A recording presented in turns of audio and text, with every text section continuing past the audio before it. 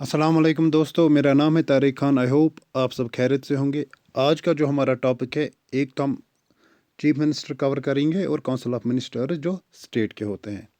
Clear दोस्तों।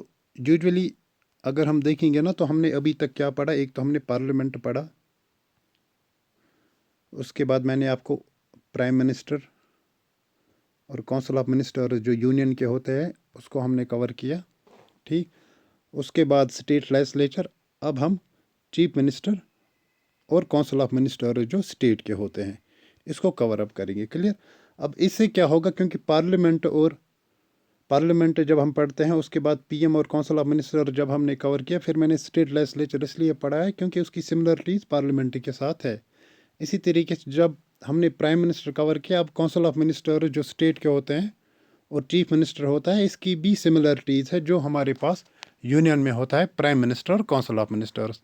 और जब हम इस ऑर्डर में चीज़ों को पढ़ते हैं ना, तो इससे क्या होता है कि जो फैक्ट्स होते हैं या जो कंसेप्ट्स होते हैं वो इन स्ट्रीमलाइनड वे में हमारे ब्रेन में फीड होते रहते हैं। और अब अगर मैं आपको डायरेक्टली पहले पार्लियामेंट पढ़ा था, उसके बाद अलग से फिर प्रेसिडेंट लाता, वाइस प्रेसिडेंट लाता, हाई कोर्ट, सुप्रीम कोर्ट, तो उसके बाद अगर हम state legislature, council of minister state के पढ़ते, तो हमें उस टाइम पे फिर से प्राइम मिनिस्टर या पार्लियामेंट को डिस्कस करना पड़ता है, क्योंकि इनमें काफ़ी सिमिलरिटीज़ है। इसलिए इसको हम यहीं पे ख़त्म करते हैं और उसके बाद हम प्रेसिडेंट पढ़ते हैं, उसी के साथ हम गवर्नर ऑफ स्टेट भी ख़त्म करेंगे, then supreme court and high court. ठीक। तो चलिए करते हैं स्टार्ट। देखिए, अगर हम चीफ मिनिस्टर जो हमारे पास होता है स्टेट्स में और काउंसिल ऑफ मिनिस्टर्स होते हैं। क्लियर। अगर हम इसके जेनेसिस को समझेंगे, इस कंसेप्ट को समझेंगे पहले, उसके बाद फैक्ट्स रटने में हमें आसानी हो जाएगी। देखिए, पहले हम देखेंगे कि चीफ मिनिस्टर और काउंसिल ऑफ मिनिस्टर जो हमें स्टेट गवर्नमेंट होती है यहाँ पे, इनकी क्या ज़रूरत है और ये क्यों है, हमें ये चीफ मिनिस्टर हमें स्टेट में क्यों होता है। देखिए दोस्तों, इंडिया एक लार्जेस्ट कंट्री है। India is one of the largest country in the world. यहाँ पे डिफरेंट डाइवर्सिटीज़ हमें देखने को मिलती है, डिफरेंट कल्चर्स, लैंग्वेजेस देखने को मिलती है। और यहाँ का जो एडमिनिस्ट्रेटिव पावर है, यानी जो कंट्री की गवर्नेंस है, कंट्री की रिस्पॉन्सिबिलिटीज़ है, कंट्री को गवर्न करने के लिए हमने यहाँ की गवर्नेंस को डिवाइड किया है डिफरेंट स्टेट गवर्नमेंट्स में। क्लियर। टॉप पे तो हमें है यहाँ पे सेंट्रल गवर्नमेंट, जहाँ पे हमने पार्लियामेंट देखा, हमने प्राइम मिनिस्टर देखा, हमने यूनियन काउंसिल ऑफ मिनिस्टर्स देखे। लेकिन for administrative conveniences, for the ये जो हमने यहाँ पे गवर्नेंस को डिवाइड किया है, ये हमने इसलिए किया है कि ताकि यहाँ की जो एडमिनिस्ट्रेशन है वो इन ए कन्वीनियंट वे रन अप हो जाए। क्लियर। क्योंकि इंडिया एक वास्ट कंट्री है, इसलिए हमें यहाँ पे डिवीजन ऑफ पावर्स होते हैं। हमारे पास स्टेट गवर्नमेंट है, हमारे पास स्टेट लेजिस्लेचर है, हमारे पास काउंसिल ऑफ मिनिस्टर्स है स्टेट के, हमारे पास चीफ मिनिस्टर है। ये डिवीजन इंडिया के कंटेक्स्ट में इसलिए है ताकि यहाँ पे जो कंट्री है वो इन ए कन्वीनियंट वे गवर्न हो जाए, रन हो जाए। क्लियर। और ये डिवीजन ऑफ पावर्स हमें यहाँ पे इसलिए है, जहाँ पे हमें सेपरेट एडमिनिस्ट्रेटिव यूनिट्स देखने को मिलते हैं, यानी स्टेट गवर्नमेंट हमें देखने को मिलता है, जो इलेक्टेड गवर्नमेंट होती है, जो अपने एरियाज़ में, अपने जुरिडिक्शन में, अपने स्टेट्स में, अपने स्टेट लिस्ट्स पे, अपने स्टेट सब्जेक्ट्स पे अलग लॉज फ्रेम कर सकती है। हमारे पास चीफ मिनिस्टर है, हमारे पास काउंसिल ऑफ मिनिस्टर्स है। क्लियर। तो हमें क्या समझ आया यहाँ पे, ये समझ आया हमें यहाँ पे कि we have a chief minister and council of ministers in state, क्योंकि इंडिया एक वास्ट कंट्री है, यहाँ की गवर्नेंस अच्छे से चले, कि इसलिए हमने ये डिवीजन ऑफ पावर्स किया है। इसलिए हमने यहाँ पे स्टेट गवर्नमेंट रखी है, हमने चीफ मिनिस्टर रखा है, हमने स्टेट काउंसिल ऑफ मिनिस्टर्स रखा है। अब अगर हम ये प्रैक्टिकल की बात हो गई, मतलब जो प्रैग्मेटिक वे में इंडिया के कॉन्टेक्स्ट में प्रैक्टिस में है। क्लियर। कि स्टेट इलेक्शंस होते हैं, हम एमएलए चुनते हैं अपनी कॉन्स्टिट्यूंसी से, यहाँ तक क्लियर। उसके बाद अगर हम कॉन्स्टिट्यूशन की बात करेंगे, कॉन्स्टिट्यूशनली इंडिया क्या है। देखिए दोस्तों, जब मैंने आपको article first of Indian constitution पढ़ाया था, क्लियर, उस वक्त मैंने बोला था कि ये जो आर्टिकल फर्स्ट है इसका सब्जेक्ट मैटर क्या है। आर्टिकल फर्स्ट हमें क्लियरली बताता है इंडिया जो है, India that is Bharat is a union of states. India that is Bharat is a union of states. Clear? मतलब आर्टिकल फर्स्ट एक तो हमें जो इंडिया का नाम है, ऑफिशियल नेम है, जो इंडिया का नाम है कॉन्स्टिट्यूशन में, वो भारत है। और दूसरी बात, इंडिया आर्टिकल फर्स्ट हमें ये भी बताता है कि इंडिया का पॉलिटिकल सिस्टम क्या है। आर्टिकल फर्स्ट हमें ये बताता है कि इंडिया का पॉलिटिकल सिस्टम जो है that is union of states. और यूनियन ऑफ स्टेट्स क्या होता है? यूनियन ऑफ स्टेट्स का मतलब होता है यूनिटरी गवर्नमेंट। और यूनिटरी गवर्नमेंट क्या होती है? यूनिटरी गवर्नमेंट वो गवर्नमेंट होती है जहाँ पे सेंट्रल गवर्नमेंट अल्टीमेट सुप्रीम होती है। यूनिटरी गवर्नमेंट वो होती है जहाँ पे सेंट्रल गवर्नमेंट सुप्रीम और अल्टीमेट पावर किसके पास होता है? सेंट्रल गवर्नमेंट के पास, यानी पार्लियामेंट के पास होता है, यानी prime minister, union council of ministers उनके पास होता है। लेकिन तब भी हम देखते हैं कि यहाँ पे हमें चीफ मिनिस्टर है और काउंसिल ऑफ मिनिस्टर्स है। वो क्यों है वो मैंने आपको पहले ही कहा कि ताकि यहाँ की जो गवर्नेंस है वो इन ए कन्वीनिएंट वे रन अप हो जाए। क्लियर? यहाँ पे इसलिए वो डिवीजन ऑफ पावर्स है। लेकिन जब हम फीचर्स ऑफ इंडियन कॉन्स्टिट्यूशन की बात करते हैं, जब मैंने आपको पढ़ाया था, मैंने आपको वहाँ पे ये बोला था कि इंडिया आल्दो यूनिटरी है लेकिन यहाँ पे कुछ फेडरल फीचर्स भी है। फेडरल फीचर्स मतलब यहाँ पे हमें डिवीजन ऑफ पावर्स है, यहाँ पे हमें सेंट्रल गवर्नमेंट है, यहाँ पे हमें स्टेट गवर्नमेंट है। क्लियर? तो इसलिए हम फीचर्स में क्या समझते हैं कि इंडिया की जो पॉलिटी है that is federal system with unitary Beas. और कॉन्स्टिट्यूशनली हमें क्या मेंशन है? Union of states. लेकिन यहाँ पे फेडरल फीचर्स क्यों है? यहाँ पे ये डिवीजन ऑफ पावर्स क्यों है? यहाँ पे चीफ मिनिस्टर क्यों है? यहाँ पे स्टेट लेजिस्लेचर क्यों है? यहाँ पे स्टेट काउंसिल ऑफ मिनिस्टर्स क्यों है? ये इसलिए है क्योंकि इंडिया एक बड़ी कंट्री है। इस बड़ी कंट्री को इस इतने जहाँ पे डिफरेंट कल्चर्स है, जो हेटेरोजीनियस सोसाइटी है, जहाँ पे डिफरेंट लैंग्वेजेस है, इस कंट्री को रन अप करने के लिए सेंट्रल गवर्नमेंट काफ़ी नहीं पड़ेगी। इसलिए हमें यहाँ पे चीफ मिनिस्टर्स होते हैं, स्टेट लेजिस्लेचर होता है, स्टेट काउंसिल ऑफ मिनिस्टर्स होते हैं, जो अपने अपने रेस्पेक्टिव स्टेट्स में लॉज बनाते हैं, फ्रेम करते हैं लॉ, जिस तरह पार्लियामेंट करता है। तो ये हो गई जेनेसिस दोस्तों, चीफ मिनिस्टर क्यों है और स्टेट काउंसिल ऑफ मिनिस्टर्स क्यों है, या हमारे पास इवन स्टेट लेजिस्लेचर क्यों है। ये इसका हो गया बेसिक कंसेप्ट, बेसिक जेनेसिस कि यहाँ पे हमें ये चीज़ें क्यों है। अब दोस्तों हम आते हैं कहाँ पे कि एग्ज़ाम पॉइंट ऑफ व्यू से हमें क्या पढ़ना है, एग्ज़ाम पॉइंट ऑफ व्यू से कौन से फैक्ट्स हमें याद रखने हैं, एग्ज़ाम पॉइंट ऑफ व्यू से हमें कौन सा टॉपिक अच्छे से समझना है। देखिए, हमने प्राइम मिनिस्टर पढ़ा, हमने यूनियन काउंसिल ऑफ मिनिस्टर्स पढ़े। वहाँ पे मैंने दो आर्टिकल्स आपके साथ डिस्कस किए थे, आर्टिकल 74 एंड आर्टिकल 75, जो बेसिक आर्टिकल्स है। बाकी आर्टिकल्स भी है, 78 है या बाकी आर्टिकल्स है, लेकिन ये दो आर्टिकल्स जो प्राइम मिनिस्टर और काउंसिल ऑफ मिनिस्टर्स के साथ मोस्टली डील करते हैं। इसमें हमने अपॉइंटमेंट देखा, इसमें हमने एड एंड एडवाइस देखा, प्रेसिडेंट वगैरह जो भी हमने पावर्स देखे। क्लियर? जो हमने लास्ट लेक्चर में पढ़ा था जब मैंने प्राइम मिनिस्टर और काउंसिल ऑफ मिनिस्टर्स पढ़ाया था। इसी तरीके से स्टेट गवर्नमेंट जब हम पढ़ते हैं, यानी जब हम चीफ मिनिस्टर पढ़ते हैं और जब हम स्टेट काउंसिल ऑफ मिनिस्टर्स पढ़ते, यहाँ पे भी दो आर्टिकल्स आपको डेफिनेटली और अच्छे से रटने हैं, that is article 163 and article 164। तो यूनियन के केस में हमने क्या देखा? आर्टिकल 74 एंड 75 ये पीएम और काउंसिल ऑफ मिनिस्टर्स के केस में हैं जो यूनियन के हैं। और स्टेट के कॉन्टेक्स्ट में हमें क्या पढ़ना है? Article 163 and article 164। क्लियर? और दोस्तों मैंने पहले ही आपको कहा कि हमें यहाँ पे पार्लियामेंट्री फॉर्म ऑफ गवर्नमेंट है।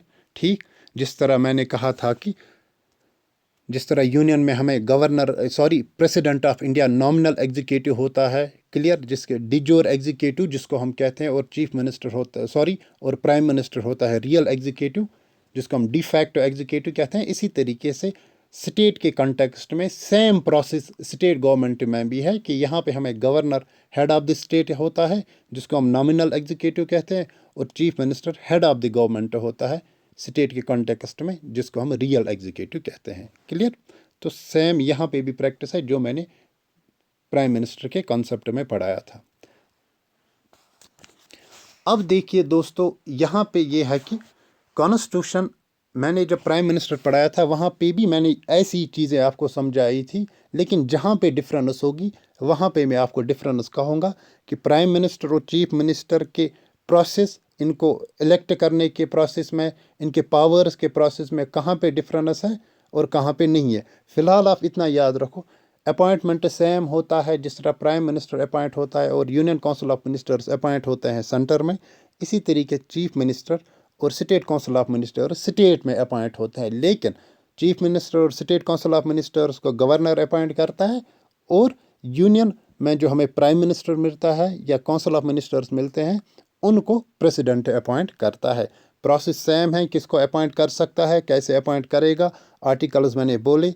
हमें यूनियन में प्राइम मिनिस्टर और यूनियन काउंसिल ऑफ मिनिस्टर्स के केस में दो आर्टिकल मिले, that is article 74 and article 75। और यहाँ पे चीफ मिनिस्टर और स्टेट काउंसिल ऑफ मिनिस्टर्स के केस में हमें आर्टिकल 163 और 164 जो बेसिक आर्टिकल्स हैं, मेन आर्टिकल्स हैं, ये डील करते हैं। क्लियर? देखिए, कॉन्स्टिट्यूशन ने कोई स्पेसिफिक प्रोसीजर नहीं प्रोवाइड किया है कि चीफ मिनिस्टर को अपॉइंट हम कैसे करेंगे, क्योंकि पहले हम पढ़ेंगे अपॉइंटमेंट ऑफ चीफ मिनिस्टर कैसे अपॉइंट होता है। ये इंडियन कॉन्स्टिट्यूशन के कंटेक्स्ट में स्पेसिफिकली मेंशन नहीं है। लेकिन आर्टिकल 164 जो है, ये आर्टिकल हमें बताता है कि चीफ मिनिस्टर को गवर्नर अपॉइंट करना चाहिए।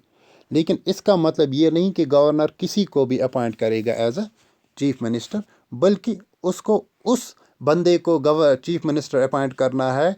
गवर्नर हैज़ टू अपॉइंट उस बंदे को चीफ मिनिस्टर अपॉइंट करना है जो लीडर ऑफ मेजॉरिटी पार्टी है स्टेट लेजिस्लेचर में, यानी जिसके पास ज़्यादा एमएलएज है, मेंबर ऑफ लेजिस्लेटिव असेंबलीज की सीटें जिसके पास ज़्यादा है, उनका लीडर जो होगा उनको ये अपॉइंट करेगा एज ए, उनके लीडर को अपॉइंट करेगा as a chief minister. Clear? अब कोई पार्टी अगर क्लियर मेजॉरिटी किसी के पास नहीं है, किसी के पास कम सीट्स है, किसी के पास ज़्यादा सीट्स है, तो उस टाइम हमें पता है कि एक कॉलिशन गवर्नमेंट बनती है, डिफरेंट एमपी एमएलए जुड़ते हैं, डिफरेंट पार्टीज जुड़ते हैं और एमएलए एक मेजॉरिटी बनाते हैं, फिर उनमें से जो होगा एक चीफ मिनिस्टर अपॉइंट होगा। क्लियर? तो ये यहाँ पे कंसेप्ट है। अब एग्जाम पॉइंट ऑफ व्यू से हम फटाफट इसको एक रीडिंग मारते हैं कि चीफ मिनिस्टर को गवर्नर अपॉइंट करता है। क्लियर? जिस तरह हम प्राइम मिनिस्टर देखते हैं, अपॉइंट कौन करता है प्राइम मिनिस्टर को? प्रेसिडेंट ऑफ इंडिया, जो लीडर ऑफ मेजॉरिटी पार्टी हो लोकसभा में। इसी तरीके से चीफ मिनिस्टर को गवर्नर अपॉइंट करता है, लेकिन जो लीडर ऑफ मेजॉरिटी पार्टी हो। क्लियर? अब अपॉइंटमेंट का केस क्या है कि आर्टिकल 164 हमें क्लियरली बताता है कि chief minister shall be appointed by the governor. But इसका मतलब ये नहीं कि गवर्नर किसी को भी अपॉइंट करेगा एज अ चीफ मिनिस्टर, बल्कि गवर्नर को वो अपॉइंट करना है चीफ मिनिस्टर जो लीडर ऑफ मेजॉरिटी पार्टी हो स्टेट लेजिस्लेटिव असेंबली में एज अ चीफ मिनिस्टर। और जो ओथ होता है इस चीफ मिनिस्टर का, यानी वो कौन एडमिनिस्टर करता है? वो गवर्नर ऑफ स्टेट करता है एडमिनिस्टर। क्लियर? उसके बाद पावर्स क्या होता है चीफ मिनिस्टर के? पावर्स यही होती है कि जिस तरह हमने देखा था, प्राइम मिनिस्टर रिकमेंड करता है प्रेसिडेंट को कि आप इस फलाना फिस्ताना डिमकाना को ये ना मिनिस्टर बना, यूनियन मिनिस्टर बना। इसी तरीके से ये जो चीफ मिनिस्टर होता है ये रिकमेंड करता है गवर्नर को कि आप इसको मिनिस्टर बनाओ, ये पोर्टफोलियो देता है, फिर गवर्नर उनको अपॉइंट करता है। मतलब कि मिनिस्टर जो होते हैं they are appointed by the governor but recommended by the chief minister. Clear? यहाँ पे मैंने मेंशन किया है कि the governor appoints only those persons as ministers who are recommended by the chief minister. लेकिन ये स्टेट मिनिस्टर्स की हम बात करते हैं जो हमें स्टेट में होता है। Clear? He allocates and reshuffles the portfolio, जो भी है इन मिनिस्टर्स में किस मिनिस्टर को कौन सा डिपार्टमेंट देना है। क्लियर? एजुकेशन किसको देना है, फाइनेंस किसको देना है, हेल्थ किसको देना है। तो ये सारी जो एलोकेशन होती है, ये सारा जो रिशफल होता है पोर्टफोलियोज का, who allocates them, that is chief minister. He can ask a minister to resign or advise the governor to dismiss him in case of differences of opinions.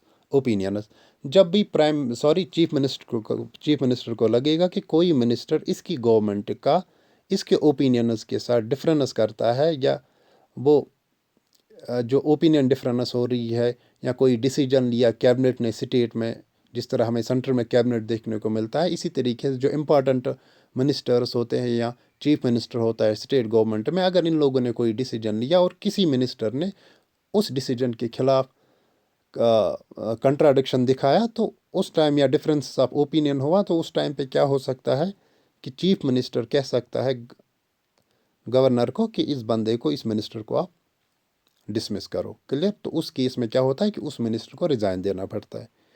He is the principal channel of communication between governor and the council of ministers. जिस तरह हमने देखा prime minister एक principal channel होता है between union council of ministers and the president of India, या इसी तरीके से जो प्रिंसिपल चैनल होता है स्टेट गवर्नमेंट के केस में, that is governor, sorry that is chief minister. और ये किन के बीच में होता है एज अ ब्रिज? ये होता है बिटवीन गवर्नर और काउंसिल ऑफ मिनिस्टर जो होते हैं।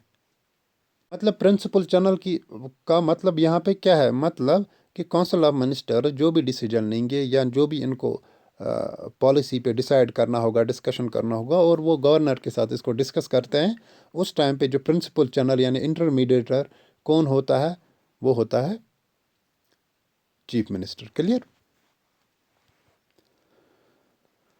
अब बाकी पावर्स क्या है चीफ मिनिस्टर के? सिंपली ये चेयरमैन होता है जो स्टेट प्लानिंग बोर्ड होती है, ये वाइस चेयरमैन होता है जो जोनल काउंसिल होता है। क्लियर? रोटेशन में।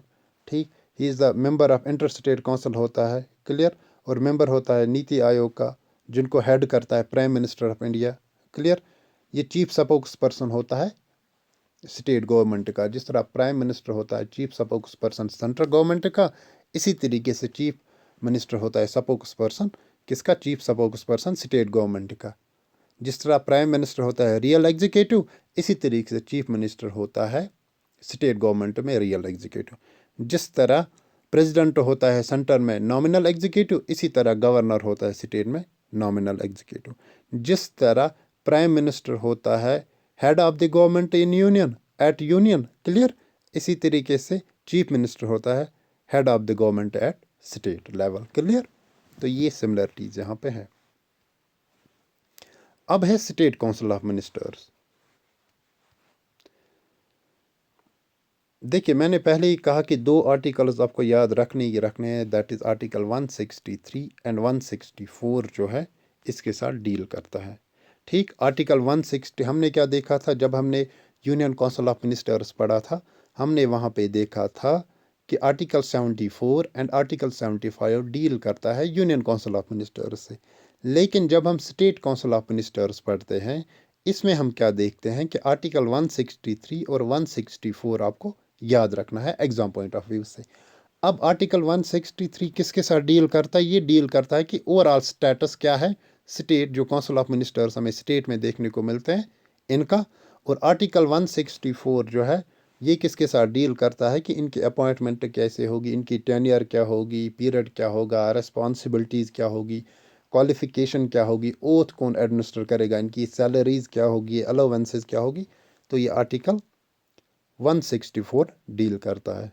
अब हम यहाँ पे दोस्तों देखते हैं। देखिए, आर्टिकल 163 हमें क्या कहता है? आर्टिकल 163 क्लियरली हमें कहता है कि काउंसिल ऑफ मिनिस्टर जो होते हैं they should aid and advise the governor. अब ये एड एंड एडवाइस क्या होती है? देखिए, मैंने कहा कि जिस तरह पार्लियामेंट हमारे पास होता है यूनियन के कंटेक्स्ट में, वहाँ पे डिफरेंट लॉज बनते हैं, डिस्कशंस होते हैं, पॉलिसीज़ बनते हैं, etcetera etcetera. Same is the case here कि हमें स्टेट के कंटेक्स्ट में स्टेट लेजिस्लेचर मिलता है, और यहाँ पे भी पॉलिसीज़ बनते हैं, लॉज बनते हैं। क्लियर? और जब ये चीज़ें बनती है तो इस मामले में ये पॉलिसीज़ बनने के टाइम पे डिस्कशंस होते हैं। इस मामले में क्या होता है कि गवर्नर भी एक इम्पॉर्टेंट फिगर होती है स्टेट के कंटेक्स्ट में, स्टेट गवर्नमेंट के कंटेक्स्ट में। और इस टाइम पे क्या होता है कि एक स्टेट को रन करने के लिए ये जो चीफ मिनिस्टर होता है, ये जो काउंसिल ऑफ मिनिस्टर्स होते हैं, इनका हेड जो चीफ मिनिस्टर होता है, इनको डिस्कशंस करने पड़ते हैं किसके साथ? गवर्नर के साथ उसको एडवाइस देनी पड़ती है डिफरेंट लॉज पे, डिफरेंट मैटर्स पे, इश्यूज़ पे, ताकि जो स्टेट गवर्नमेंट है ओवरऑल ये अच्छे से गवर्न हो जाए। तो इसी को हम कहते हैं एड एंड एडवाइस। क्लियर? अब ये डेफिनेशन जो इस एड एंड एडवाइस की है कि काउंसिल ऑफ मिनिस्टर्स जो होते हैं, स्टेट काउंसिल ऑफ मिनिस्टर जो स्टेट गवर्नमेंट में होते हैं, इनका जो हेड होता है वो होता है चीफ मिनिस्टर। क्लियर। इनको एड एंड एडवाइस देना है किसको? गवर्नर को। ये आर्टिकल हमें कौन बताता है? That is article 163। क्लियर। तो ये यहाँ पे कंसेप्ट है। जिस तरह हमने यूनियन के कंटेक्स्ट में हमने क्या पढ़ा था, जब हमने यूनियन काउंसिल ऑफ मिनिस्टर्स पढ़ा था, जब हमने प्राइम मिनिस्टर पढ़ा था, मैंने आपको वहाँ पे बोला था, वहाँ पे जो आर्टिकल 74 75 जो वो डील करता है, वहाँ पे मैंने आपको क्लियरली कहा था कि union council of ministers headed by prime minister of India to aid and advise the president. अब यहाँ पे स्टेट गवर्नमेंट की बात है, यहाँ पे भी सेम वही प्रोसेस है, सेम वही प्रोसीजर है, सेम वही यहाँ पे चीज़ें रन होती है उसी तरीके से, लेकिन यहाँ पे गवर्नर है प्रेसिडेंट की जगह और प्राइम मिनिस्टर की जगह होता है चीफ मिनिस्टर। क्लियर।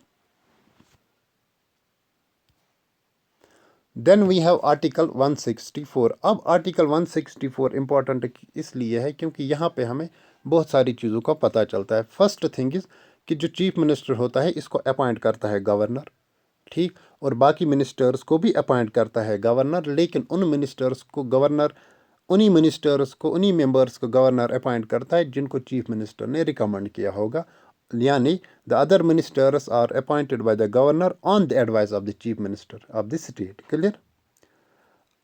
अब यहाँ पे दूसरा कंसेप्ट है, जो टोटल नंबर ऑफ मिनिस्टर्स होंगे, जो हम काउंसिल ऑफ मिनिस्टर्स देखते हैं कहाँ पे? स्टेट्स में, including chief minister, including chief minister in the council of minister जो हमें देखने को मिलते हैं स्टेट्स में, इंक्लूडिंग चीफ मिनिस्टर, उनकी जो स्ट्रेंथ है दैट शुड नॉट एक्सीड 15% जो टोटल स्ट्रेंथ होगी लेजिस्लेटिव असेंबली की। क्लियर। तो सेम वही प्रोसेस है जो हमने कहाँ पे देखा था, जो हमने पढ़ा था पार्लियामेंट में। क्लियर। जो हमने पढ़ा था यूनियन काउंसिल ऑफ मिनिस्टर्स में, यानी जो टोटल स्ट्रेंथ है मिनिस्टर्स की, जो number of state council of ministers का होगा इंक्लूडिंग चीफ मिनिस्टर, उसकी स्ट्रेंथ एक्सीड नहीं करनी चाहिए 15% किसकी? जो टोटल स्ट्रेंथ है लेजिस्लेटिव असेंबली जो उस स्टेट की होती है। क्लियर। बट जो minimum number of council of minister जो होते हैं स्टेट्स में, वो लेस देन 12 से नहीं होना चाहिए, यानी मिनिमम 12 रखा गया है, मैक्सिमम 15% रखा गया है total strength of the legislative assembly of state. But the number of ministers, including chief minister in a state, shall not be less than 12. Minimum 12 or maximum 15% of the total strength of legislative assembly. तो ये provision जो है ये 91st amendment से add हुआ था। अब यहाँ पे दोस्तों एक कंसेप्ट आया जो मैंने आपको ऑलरेडी पढ़ाया था। कहाँ पे? जब मैंने आपको पार्लियामेंट पढ़ाया था, जब मैंने आपको यूनियन काउंसिल ऑफ मिनिस्टर्स पढ़ाए थे।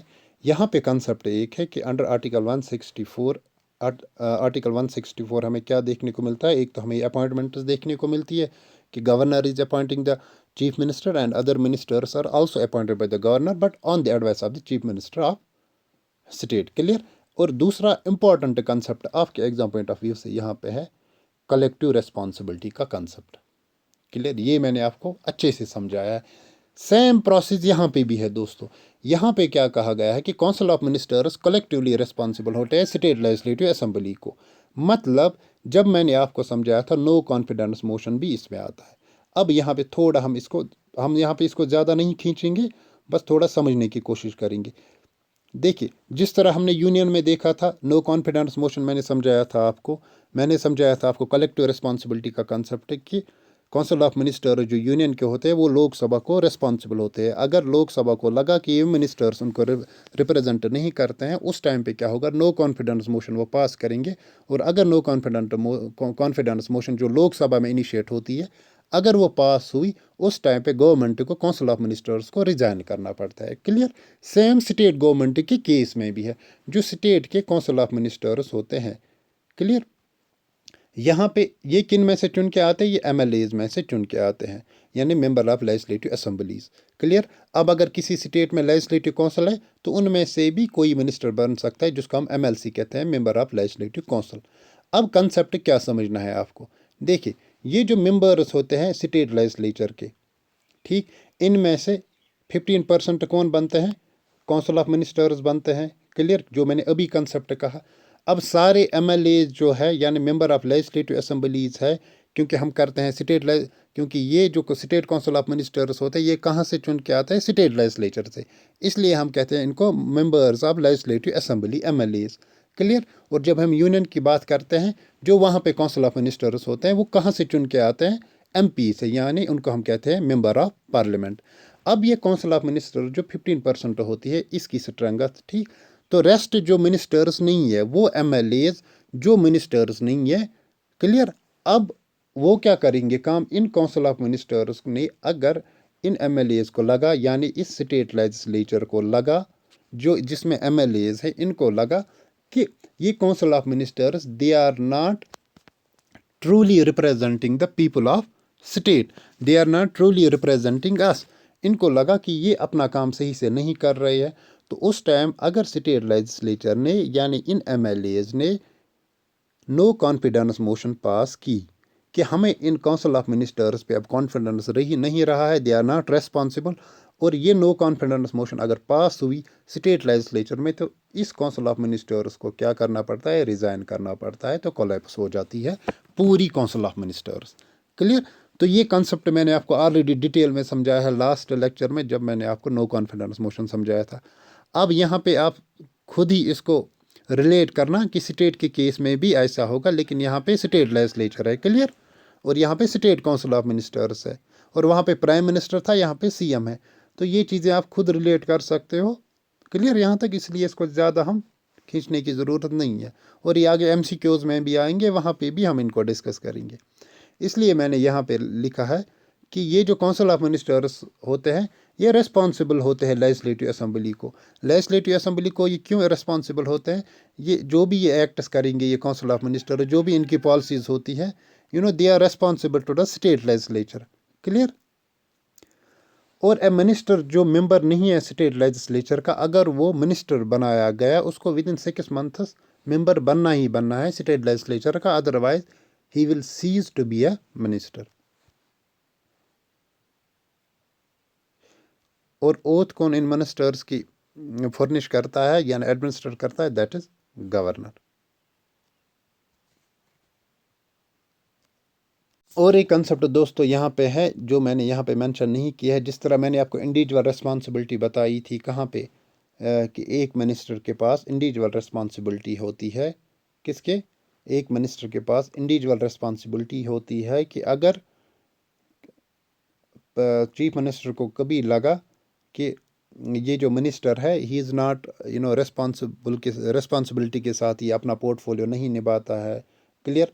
या कुछ डिफरेंसेस हो गए, या डिससेटिस्फाई है, सेटिस्फाई नहीं है चीफ मिनिस्टर किससे, इस मिनिस्टर से, तो उस टाइम पे क्या होगा, इस मिनिस्टर को रिज़ाइन करना पड़ता है। चीफ मिनिस्टर यूजुअली गवर्नर को कहेगा कि इस मिनिस्टर को आप रिमूव करो। और इसलिए एक तो होगी कलेक्टिव रिस्पॉन्सिबिलिटी की, सारे मिनिस्टर्स की रिस्पॉन्सिबिलिटी है कि उनको कॉन्फिडेंस होना चाहिए लेजिस्लेटिव असेंबली पे, otherwise they will pass the no confidence motion and remove them. और दूसरी बात होती है इंडिविजुअल रिस्पॉन्सिबिलिटी की, कि हर मिनिस्टर रिस्पॉन्सिबल है अपने ऑफिस के लिए, अपने पोर्टफोलियो के लिए, अपनी जो उसका डिपार्टमेंट है मिनिस्ट्री का, कि उसको रिस्पॉन्सिबिलिटी के साथ, उसको विथ प्रॉपर सेटिस्फेक्शन के साथ अपनी ड्यूटी निभानी है।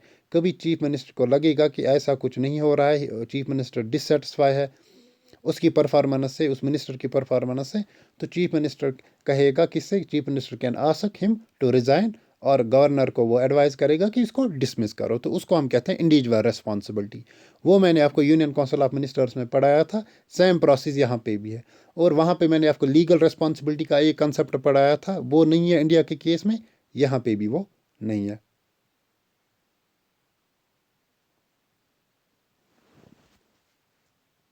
आप सिर्फ दोस्तों एक काम करना, जिस तरह हमें यूनियन में हमने पढ़ा, आप यहाँ पे रिलेट खुद चीज़ों को करना है। बस यहाँ पे सिर्फ एक डिफरेंस है, यहाँ पे हमें चीफ मिनिस्टर है, वहाँ पे प्राइम मिनिस्टर है। यहाँ पे स्टेट काउंसिल ऑफ मिनिस्टर्स है, वहाँ पे हमें यूनियन काउंसिल ऑफ मिनिस्टर्स है। वहाँ पे प्रेसिडेंट एड एंड एडवाइस में आता है, यहाँ पे गवर्नर होता है। बाकी प्रोसेस सेम है और कुछ भी नहीं है। क्लियर। चलिए, उसके बाद मैंने ओथ कहा कि ओथ जो है वो कौन एडमिनिस्टर करता है, वो गवर्नर करता है। क्लियर। अब दोस्तों यहाँ पे ये आर्टिकल्स है, ये आप डेफिनेटली याद रखना, ठीक। ये तीन आर्टिकल्स है, आपके एग्जाम पॉइंट ऑफ व्यू से ये इंपॉर्टेंट है। देखिए आर्टिकल 163 है कि governor is advised by the Council of Ministers which is headed by the Chief Minister. Clear? इसी तरीके से 164 Governor appoints Chief Minister और later Chief Minister recommends Governor on the appointment of other ministers.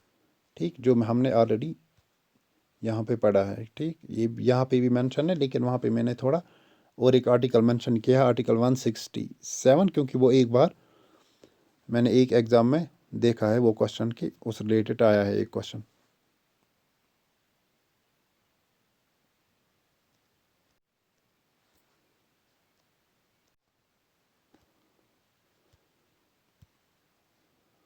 उसके बाद है ये article 167, इसमें क्या है हमें मेंशन कि chief minister has to communicate, जो भी इसके एडमिनिस्ट्रेटिव डिसीजंस होंगे जो ये लेगा गवर्नर को। क्लियर? उनको कम्युनिकेट करना पड़ेगा गवर्नर।